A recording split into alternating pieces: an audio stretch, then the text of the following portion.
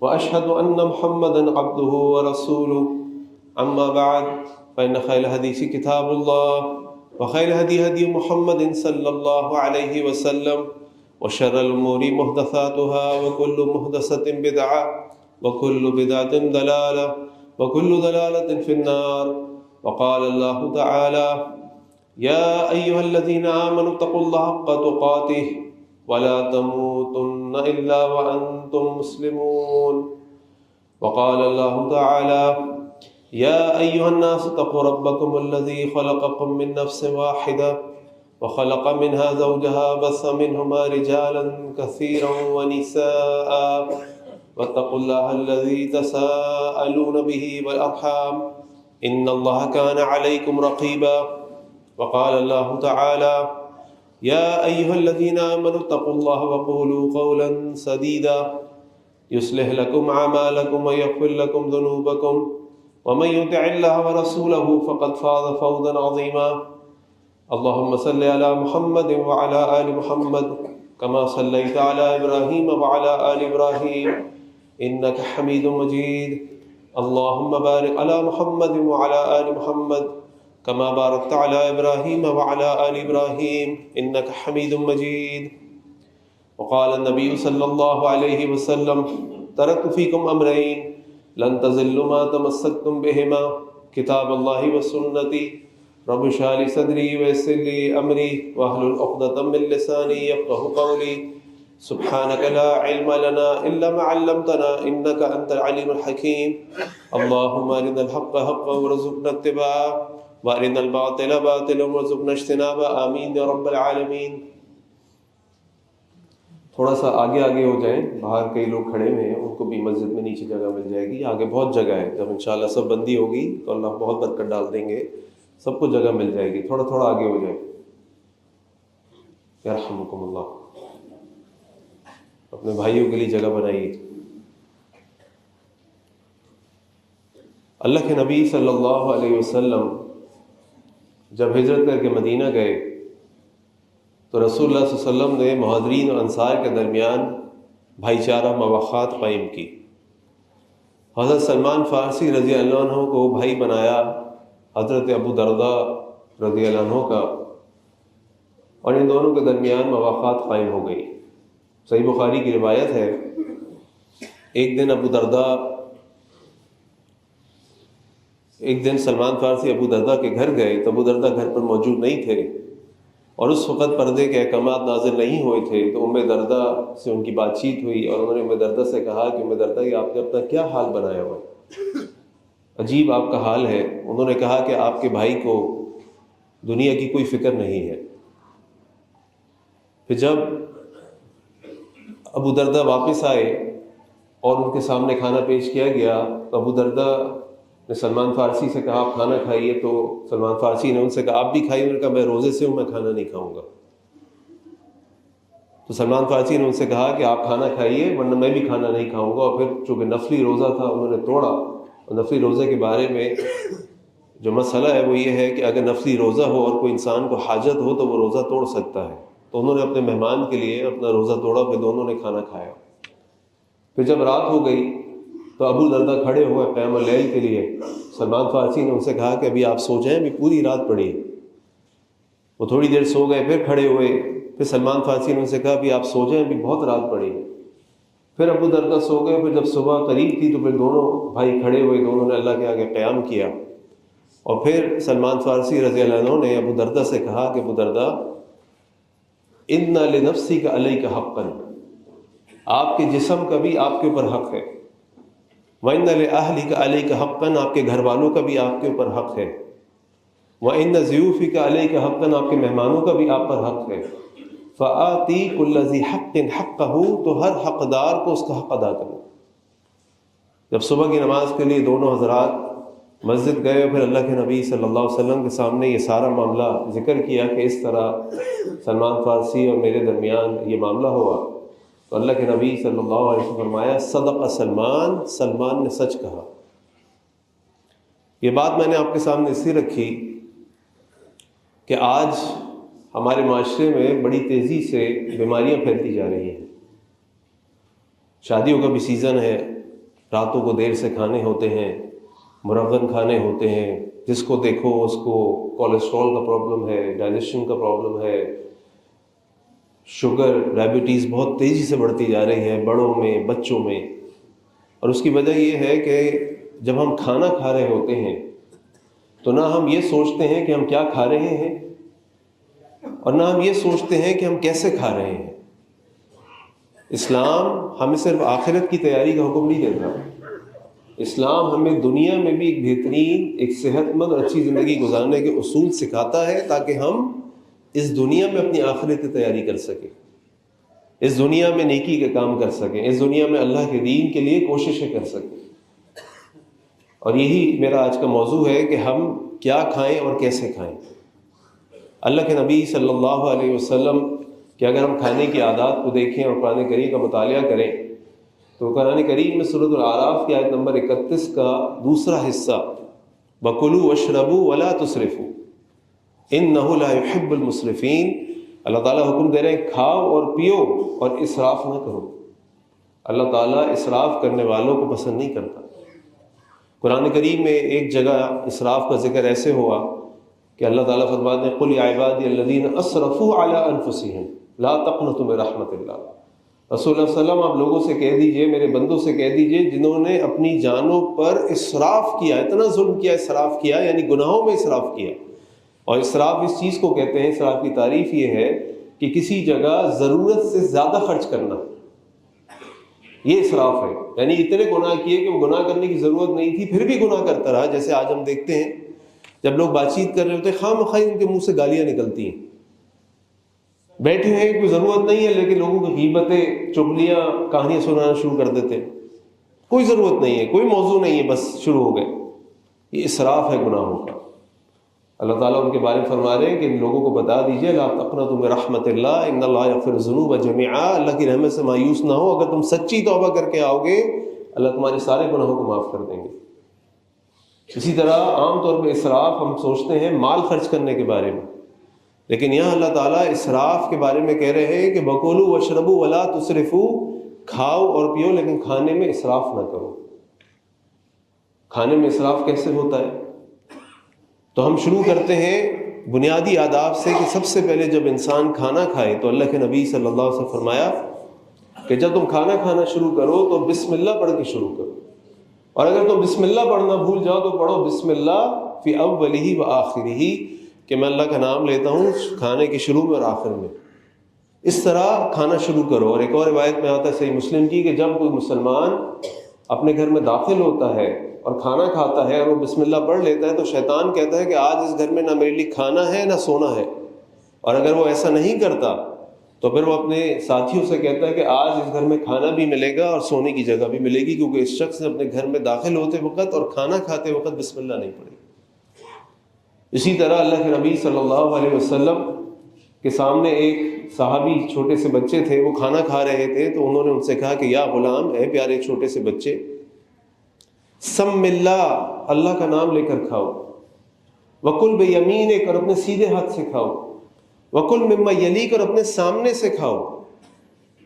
یہ نہیں کہ لوگ بیٹھے ہیں تم کبھی یہاں ہاتھ مار رہے ہو، کبھی یہاں ہاتھ مار رہے ہو، کبھی یہاں ہاتھ مار رہے ہو، جو تمہارے سامنے کھانا ہے اس سے کھاؤ، اور اللہ کا نام لے کر کھاؤ، سیدھے ہاتھ سے کھاؤ، کیونکہ اللہ کے نبی فرمائے صلی اللہ علیہ وسلم ان شیطان یاکل بشمالہ، شیطان اپنے الٹے ہاتھ سے کھاتا ہے۔ شیطان، مسلمان سیدھے ہاتھ سے کھاتا ہے، الٹے ہاتھ سے نہیں کھاتا۔ مسلمان سیدھے ہاتھ سے پیتا ہے، الٹے ہاتھ سے نہیں پیتا۔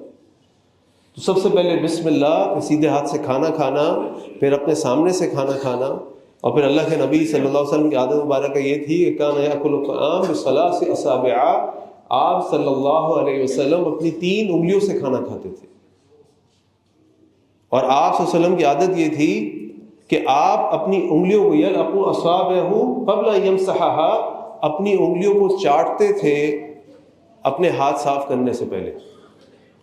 اور ایک اور روایت میں ہے کہ آپ نے فرمایا اذا سقط لقمۃ احدکم، اگر تم میں سے کسی کے کھانے کا کوئی لقمہ زمین پہ گر جائے، جیسے آج ہم کھانا کھا رہے ہیں، ایک تو ادب کھانے کا یہ ہے کہ بیٹھ کے کھایا جائے، کھڑے ہو کے کھا سکتے ہیں کھانا، اگر جگہ نہ ہو، موقع نہ ہو، ممکن نہ ہو، کھا سکتے ہیں، لیکن ادب یہ ہے کہ بیٹھ کے کھایا جائے۔ اب کھڑے ہو بیٹھ کے کھائیں، کھانا اگر کوئی لقمہ زمین پہ گر جائے، پلیٹ کے باہر گر جائے، ٹیبل پہ گر جائے، تو وہ کھانا گندا نہیں ہوتا. وہ کھانا جب گندا ہوگا جب اس میں گندگی چپک جائے گی. ورنہ ہم خود بھی اور اپنے بچوں کو بھی، گھر والوں کو بھی ادب سکھائیں کہ اللہ کے نبی نے فرمایا اذا سقط لقمۃ احدکم، اگر تم میں سے کسی کا کھانا گر جائے فلیمتی عنہ الاعضاء، اس پہ سے صفائی کر دے، اس کی کوئی مٹی لگ گئی ہے، کوئی چیز لگ گئی، صاف کرے. فلیأکل، اور اس کو کھا لے. ولا یدعها للشیطان، اس کو شیطان کے لیے نہ چھوڑے، اس کو شیطان کے لیے نہیں چھوڑے. فإنکم لا تدرون، کیونکہ تم نہیں جانتے، فی ای طعامکم برکہ، کہ اللہ نے تمہارے کھانے کے کس حصے میں برکت رکھی ہے.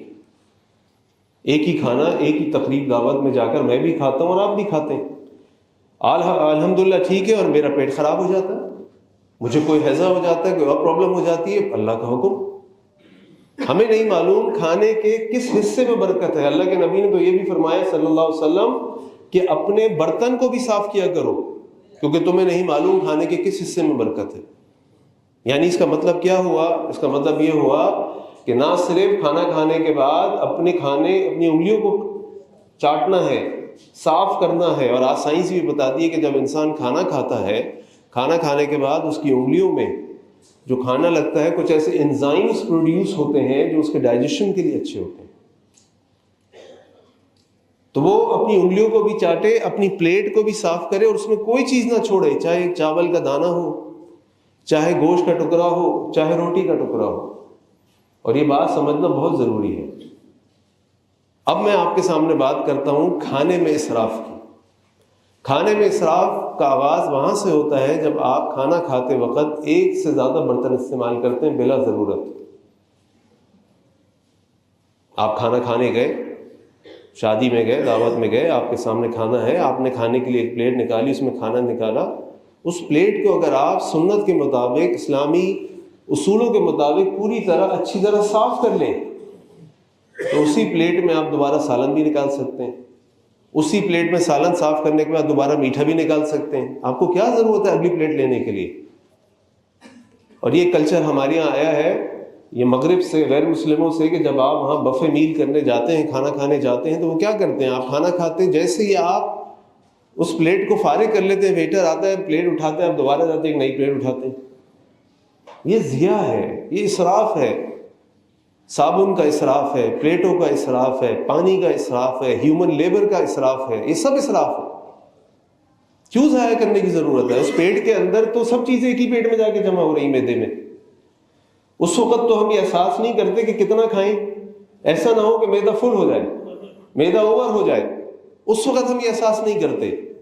لیکن پلیٹ میں کھانا ڈالتے وقت ہمیں یہ کلچر سکھا دیا گیا ہے، یہ ہمیں عادت پڑ گئی ہے کہ ہم ایک کھانا کھاتے وقت کئی پلیٹوں کو استعمال کر رہے ہوتے ہیں. تو سب سے پہلا اسراف سٹارٹ ہوتا ہے جب ہم ایک سے زیادہ برتنوں کو استعمال کرتے ہیں کھانا کھاتے وقت. اگر سنت کے مطابق اچھی طرح اپنے کھانے کو صاف کریں، اپنی پلیٹوں کو صاف کریں، اسی پلیٹ میں دوبارہ کوئی اور چیز نکالی جا سکتی ہے. کوئی ضرورت نہیں ہے نیا برتن، نیا پیالہ لینے کے لیے. دوسری چیز یہ ہے کہ جب کھانا نکالنے جائیں تو ہمیشہ اللہ کے نبی صلی اللہ علیہ وسلم کی اس حدیث کو اپنے ذہن میں رکھیں، ما ملأ ابن آدم وعاء من شر بطنہ، وعاء شر من بطنہ. انسان اپنے پیٹ سے بدتر کوئی برتن نہیں بھرتا. یہ جو پیٹ ہے ہمارا ایک برتن کی مانند ہے، ہم اس میں کھانا ڈالتے ہیں. اللہ کے نبی فرما رہے ہیں صلی اللہ علیہ وسلم، ما ملأ ابن آدم وعاء شر من بطنہ، انسان اپنے پیٹ سے بدتر کوئی برتن نہیں بھرتا.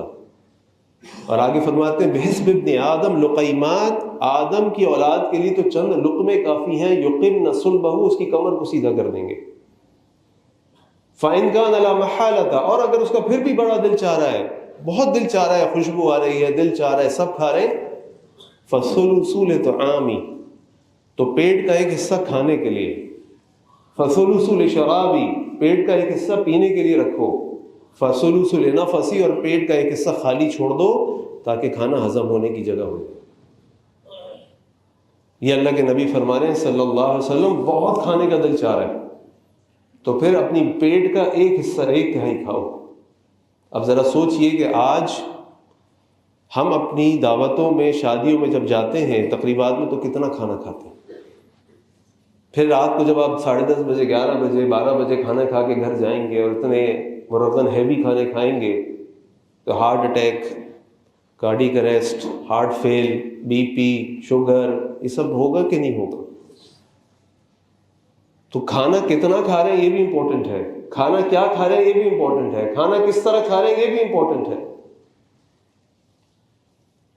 کیونکہ ہمارا دین صرف ہمیں آخرت کی تیاری نہیں سکھاتا، ہمارا دین اس زندگی، اس دنیا کے اندر ایک بہترین زندگی گزارنے کے سارے اصول سکھاتا ہے، جس میں کپڑے پہننا، گھر میں رہنا، گھر والوں کے ساتھ سلوک کرنا، کھانا کھانا، فٹنس، ہر چیز کے اندر آتی ہے.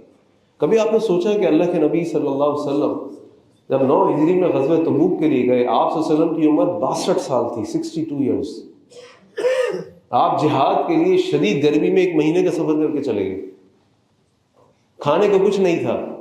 صحابہ ایک ایک گھٹلی سے 2 کھجور سے دن گزارتے تھے، پھر بھی جہاد کے لیے تیار ہیں، مستعد ہیں. حضرت ابوبکر 2-2.5 سال اللہ کے نبی صلی اللہ علیہ وسلم سے چھوٹے تھے. کیسے اتنی ہمت، طاقت تھی، فٹنس تھی، کیا کھاتے تھے، کیسے کھاتے تھے، کب کھاتے تھے، سب یہ وہ چیزیں جس سے انسان کی صحت ہوتی ہے. تو صحت ہوتی ہے تو ایمان بڑھتا ہے، انسان عبادات کرتا ہے، انسان دنیا میں آگے بڑھتا ہے. یہاں ابھی ہماری عمر کچھ ہوتی نہیں ہے اور ہمیں عجیب عجیب قسم کی، اللہ تعالیٰ ہم سب پر رحم فرمائے، بیماریاں شروع ہو جاتی ہیں.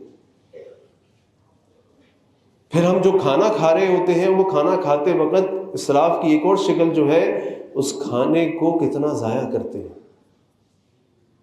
اللہ کے نبی صلی اللہ علیہ وسلم کے بارے میں آتا ہے، آپ صلی اللہ علیہ وسلم ایک دن یا رات، راوی کہتے ہیں، اپنے گھر سے باہر نکلے. اور وہ دونوں اوقات ایسے ہیں جب اس عرب معاشرے کے اندر لوگ گھروں سے باہر نہیں نکلتے تھے، شدید دھوپ اور شدید اندھیرا.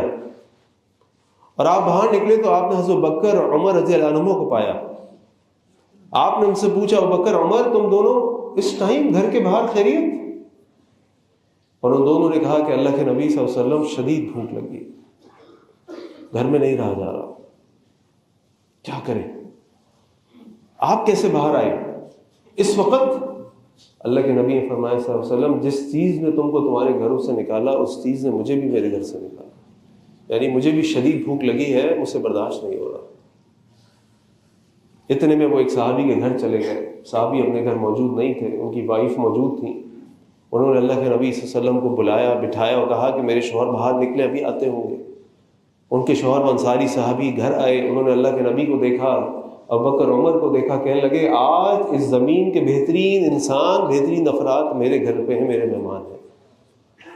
پھر وہ آپ صلی اللہ علیہ وسلم کے لیے کھجوریں لے کر آئے. پھر انہوں نے اپنی چھری اٹھائی، ایک بکری گھر میں تھی، اس کو ذبح کیا، اور ذبح کر کے اللہ کے نبی صلی اللہ علیہ وسلم کے سامنے اور ابوبکر عمر رضی اللہ عنہما کے سامنے پیش کیا. اور اللہ کے نبی صلی اللہ علیہ وسلم نے اس کو کھایا. اور پھر اللہ کے نبی صلی اللہ علیہ وسلم نے فرمایا، اس ذات کی قسم جس کے ہاتھ میں میری جان ہے، ثم لتسألن یومئذ عن النعیم، تم سے نعمتوں کے بارے میں پوچھا جائے گا.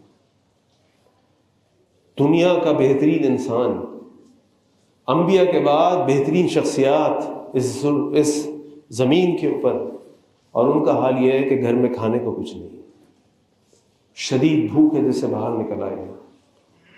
اور اس شدید بھوک کی حالت میں وہ انسان جنہوں نے اپنی زندگی، اپنا جان، مال، ہر چیز اللہ کے لیے لگا دی، ان سے اللہ کے نبی فرمانے صلی اللہ علیہ وسلم، ثم لتسألن یومئذ عن النعیم، تم سے نعمتوں کے بارے میں سوال ہوگا.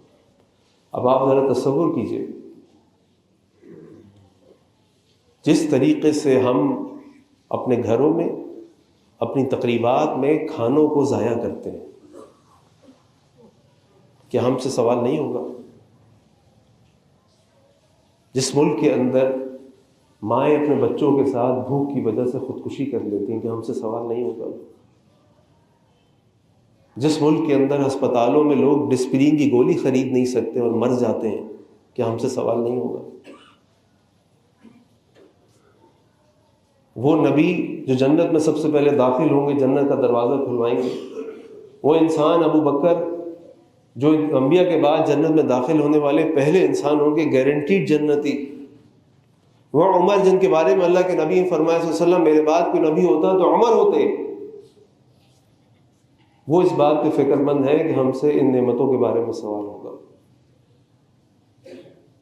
جو کھانے ہم ضائع کر رہے ہیں، جو روٹی کے ٹکڑے ہم چھوڑ دیتے ہیں، کہ ہم سے اس بارے میں سوال نہیں ہوگا؟ یہ اسراف جو ہم کرتے ہیں کہ ہم سے اس بارے میں سوال نہیں ہوگا؟ ہم سے اس بارے میں سوال ہوگا۔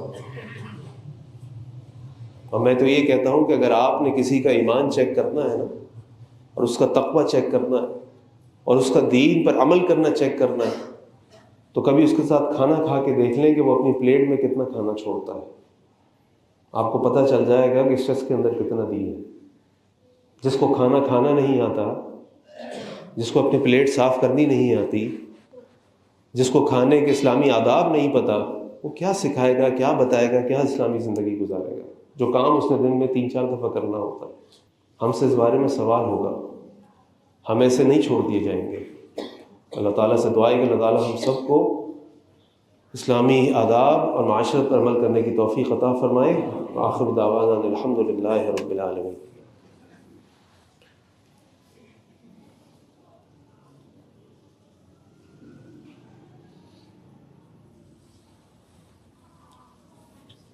الحمد للہ رب العالمین والصلاة والسلام علی سید الانبیاء المرسلین، اما بعد۔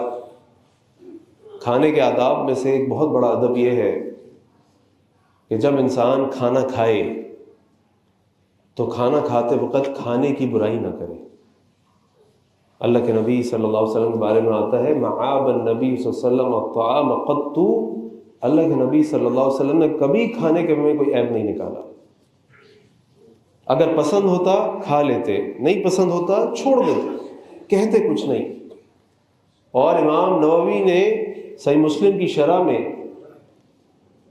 یہ لکھا ہے کہ کھانے میں عیب نکالنے سے مطلب یہ ہے کہ اگر آپ کھانے کے بارے میں یہ کہیں کہ کھانے میں نمک زیادہ تھا، کھانے میں نمک کم تھا، کھانے کا رنگ ایسا تھا، کھانے میں گوشت اچھا نہیں تھا، یہ کھانے کے اندر عیب نکالنا ہے۔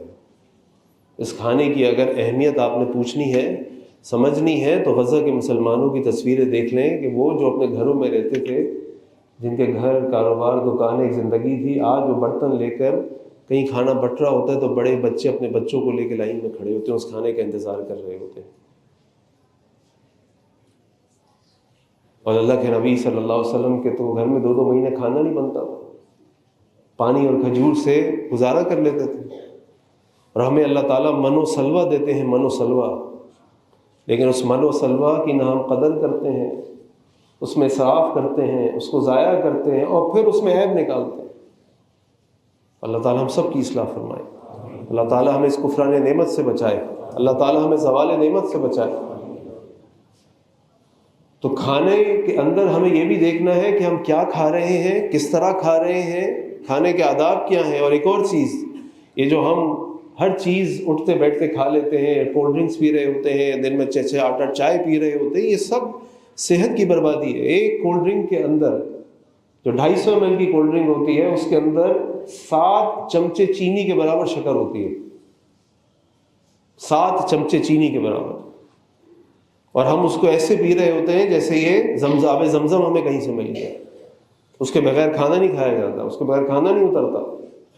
پانی پئیں، ان ساری خراب چیزوں کو چھوڑیں۔ چلے یہ ایسے ہے، کبھی دل چاہا تو کبھی کبھار خوب ڈرنک پی لی، ایک شوق ہے، ایک ذائقہ لے لیا۔ ہر کھانے کے ساتھ ہر روز بار بار دن میں 8-10 چائے، یہ سب چیزیں اچھی نہیں ہیں۔ آج اسی لیے تو ہم سست ہو گئے، ہم سے چلا نہیں جاتا، اٹھا نہیں جاتا۔ آج ماشاءاللہ دیکھیں جمعے میں کتنے لوگ ہیں، مجھے اعلان کرنا پڑا آگے ہو جائیں تاکہ لوگوں کو جگہ مل جائے۔ کیا ہم لوگوں کو نہیں معلوم کہ فجر کی نماز بھی فرض ہے؟ کیوں نہیں اٹھا جاتا ہم سے؟ کیوں نہیں اٹھا جاتا؟ بہت لوگ ایسے ہیں جو اٹھنے کی کوشش کرتے ہیں، نہیں چھوڑا جاتا بستر، ہوش ہی نہیں ہوتا کہ الارم بج رہا ہے، کوئی آواز دے رہا ہے، نہیں اٹھا جاتا۔ کیوں؟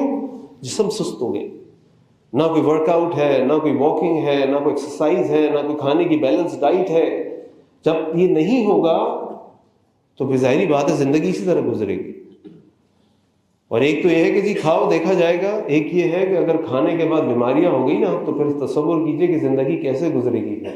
آپ کے سامنے اللہ کی نعمتیں ہوں گی، آپ کھا نہیں سکیں گے۔ وہ زیادہ تکلیف دہ عمل ہے آج چھوڑ دیں جب آپ کھا سکتے ہیں فضول چیز کھانا، اس وقت سے بہتر کہ جب آپ کے سامنے لوگ کھا رہے ہیں اور ہم نہیں کھا سکیں گے۔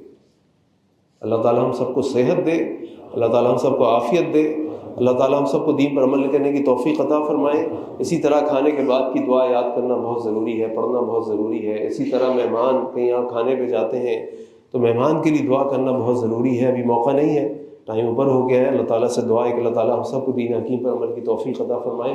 اللہ سے دعا کریں اللہ دنیا میں جہاں جہاں مسلمان تکالیف پریشانی کا شکار، اللہ تعالیٰ ان کی مدد فرمائے۔ اللہ تعالیٰ غزہ کے مسلمانوں کی مدد فرمائے، اللہ سوریہ کے مسلمانوں کی مدد فرمائے، اللہ سوڈان کے مسلمانوں کی مدد فرمائے۔ اللہ ہمارے ملک پاکستان پر اپنا رحم فرمائے۔ اللہ ہمارے حکمرانوں کو اپنے فیصلے قرآن و سنت کے مطابق کرنے کی توفیق عطا فرمائے۔ اللہ آپ نے ان کو اسلام کی دولت دی، اللہ ایمان کی غیرت بھی عطا فرما دے۔ اللہ ان کو اچھے اخلاق، اتحاد و اتفاق عطا فرما دے۔ اللہ ہمارے شہر کراچی کی حفاظت فرما دے، ہمارے جان و مال و عزتوں کی حفاظت فرما دے۔ اے اللہ ہمیں نیک اولاد بنا دے، نیک اولاد عطا فرما دے۔ اللہ ہمیں اپنے والدین کے لیے صدقہ جاریہ بنا دے، ان کی آنکھوں کی ٹھنڈک بنا دے۔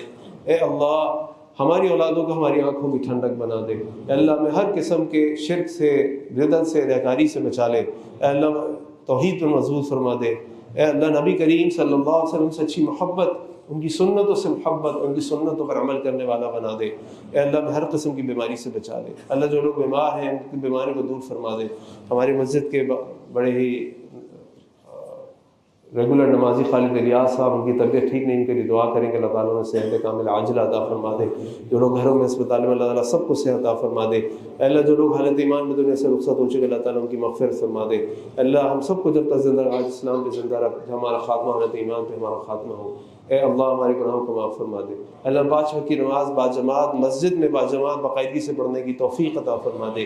باقاعدگی سے قرآن کریم کی تلاوت، صدقات، خیرات اور نیکی کام کرنے کی توفیق عطا فرما دے۔ صبح شام اور رات کے اذکار باقاعدگی سے پڑھنے کی توفیق عطا فرما دے۔ اے اللہ بڑوں کی عزت، چھوٹوں سے شفقت کرنے والا بنا دے۔ اے اللہ ایک دوسرے سے محبت کرنے والا بنا دے۔ اے اللہ عفو درگزر کرنے والا بنا دے۔ اے اللہ رشتوں کو جوڑنے والا بنا دے۔ اے اللہ قطع رحمی سے بچا لے۔ اللہ ہر قسم کے گناہ سے بچا لے۔ ان اللہ یأمر بالعدل والإحسان وإيتاء ذي القربى وينهى عن الفحشاء والمنكر والبغي يعظكم لعلكم تذكرون سبحان ربك رب العزة عما يصفون وسلام على المرسلين والحمد لله رب العالمين۔